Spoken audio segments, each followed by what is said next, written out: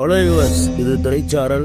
இன்னைக்கு நம்ம இந்த வீடியோவில் எதை பற்றி பார்க்க போகிறோம்னு சொன்னால், ரஜினியுடன் கவர்ச்சியாக நடித்த நடிகைகள் அப்படிங்கிற விவரத்தை இப்போ நம்ம இந்த வீடியோவில் பார்க்க போகிறோம்.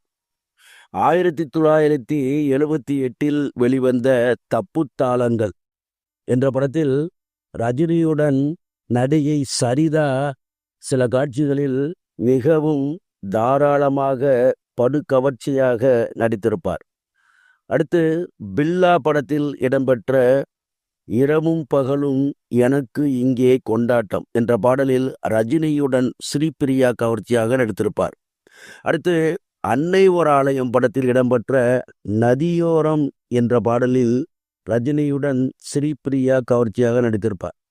அடுத்து பில்லா படத்தில் இடம்பெற்ற நினைத்தாலே இனிக்கும் சுகமே என்ற பாடல் காட்சியில் ரஜினியுடன் கவர்ச்சி நடிகை ஹெலன் மிக கவர்ச்சியாக நடித்திருப்பார்.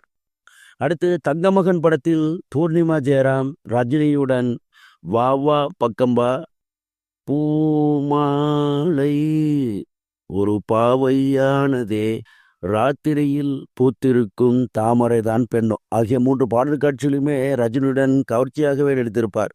மேலும் ஒரு காட்சியில் அந்த படத்தில் சகதியில் சேற்றில் ரஜினி விழுந்து கிடப்பார். அந்த நேரம் பூர்ணிமா ரஜினியை காப்பாற்றுவதற்காக ஒரு காட்சி அமைக்கப்பட்டிருக்கும்.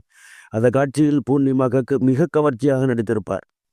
அடுத்து ஜாடி படத்தில் இடம்பெற்ற ஆசையில் காத்துல தூது விட்டேன் என்ற பாடலில் நடிகை சுபாஷினி ரஜினியுடன் கவர்ச்சியாக நடித்திருப்பார்.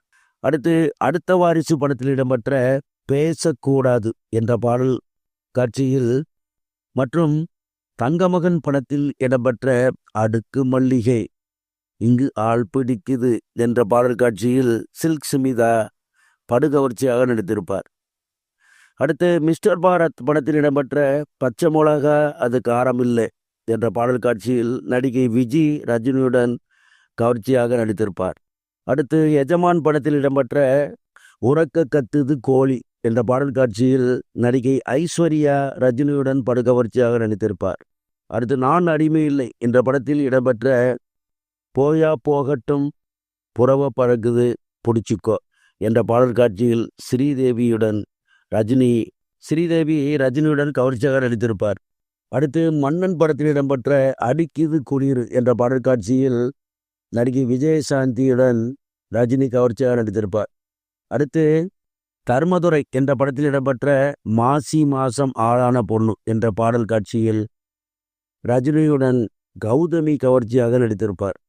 சரி வர்ஸ், இந்த கண்டனத்துடன் முடிகிறது. அடுத்து ஒரு நல்ல கண்டனத்தில் சந்திக்கிறேன். நன்றி.